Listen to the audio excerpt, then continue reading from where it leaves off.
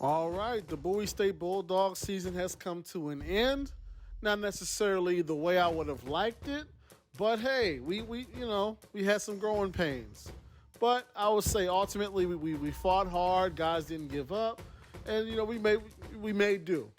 Finished the year 6-4, and truth be told, honestly, I think that we should have finished 8-2.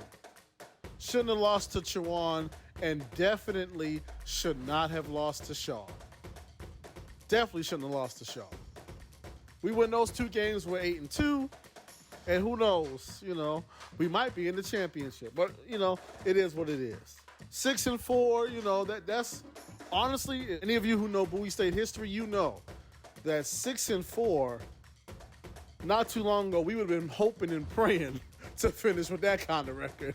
Because, it wasn't that long ago. We were not that good. So, I'll take it for now. But I want to see what we do next year.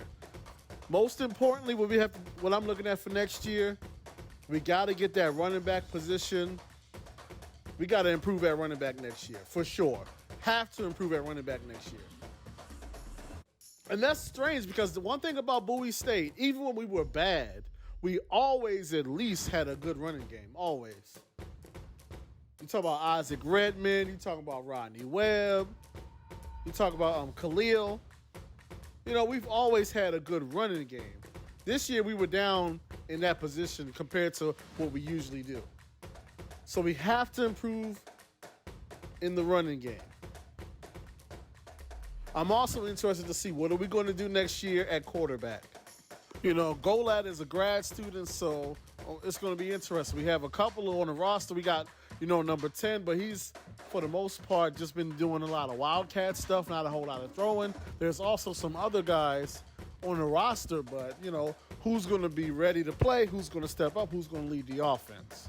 With that being said, we also got to really look at this offensive coordinator spot. Because in my opinion, we threw the ball way too much this year.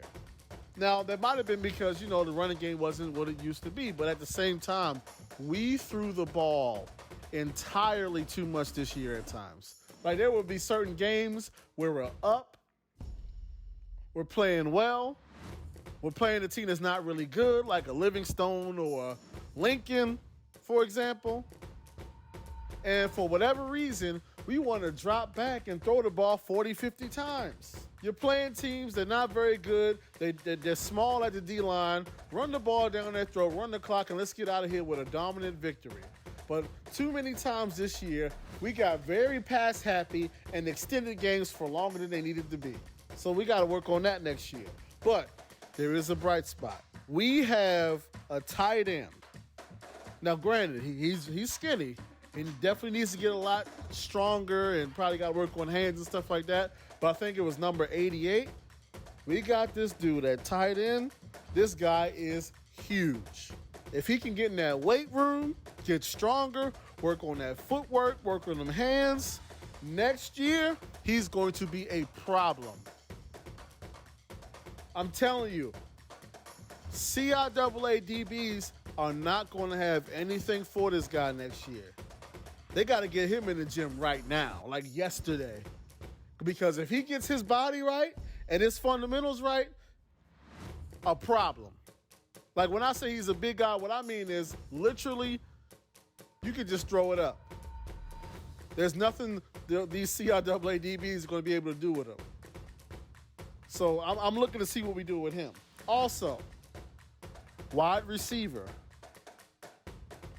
We got to get bigger at wide receiver. We got a lot of 5'8", 5'7" guys playing wide receiver. Now, a lot of them are short-handed and they're dynamic and they can make plays. They're little. So we got to work on that. And lastly, well, not lastly, second to last, we have got to figure out how to be more disciplined. Because one thing I did see this year, too many penalties this year. Way too many penalties at inopportune times. Too many unsportsmanlikes when you shouldn't be getting them. Unsportsmanlike conducts that are extending the drive for the other team or pushing our drive back. We got to work on some of the penalties that we had this year. I'm telling you. And then special teams. I don't need a Matt Stover. I don't need a NFL Hall of Fame caliber kicker. I don't need that. What I do need is a guy who can consistently make extra points. Those uprights are huge. You got to at least be able to make the extra points. And if we're at the 25-yard line, you got to be close to automatic making those field goals. Now 35 yards, hey, it's D2, I understand. But we at the 25, you should be able to make that kick every single time. But part of that goes to the special teams coach. We had way too many kicks blocked. Like, what is going on with the protection team? We had way too many terrible, terrible punts this year. We got to work on that. A lot of times also, the kick protection team took way too long to get down the field to tackle the guy, and then they missing tackle. So those are the things that I'm looking to see what we do next year. We got to develop 88 because he's going to be a beast. We got to see who's going to play quarterback. We got to work on those penalties. We got to improve at the running back position. We have got to get taller at wide receiver.